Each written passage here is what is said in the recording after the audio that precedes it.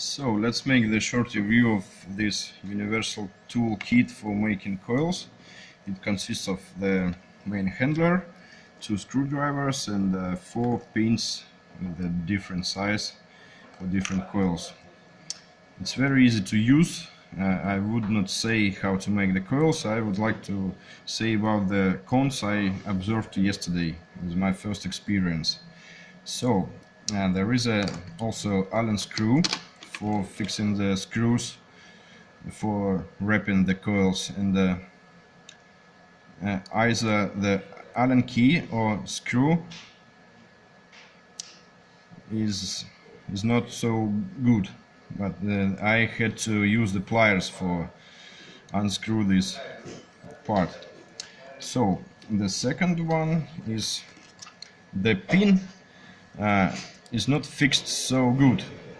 There is a shift, and also when you use only one screw on this part, you cannot adjust your coil straight.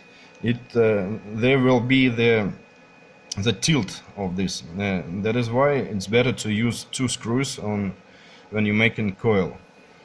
So let's make a coil, and I will show you one more thing I observed.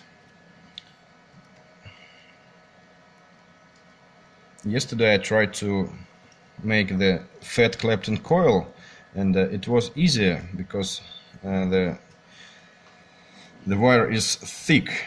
The small wire is, when you're making the fat wire, this screw will touch the coil, and in the case of Clapton you may destroy your coil. But now this is, and also you have to see that we have the second layer of the coil. It's not good. You have to adjust your second end with the finger. So we have a coil, and then I prefer to press it, but the pin goes very deep to the handler, and also this part is not flat, and it's very difficult to press it thoroughly, or you will have the wide diameter of the second end. But the coil itself is quite good, very straight. Сейчас.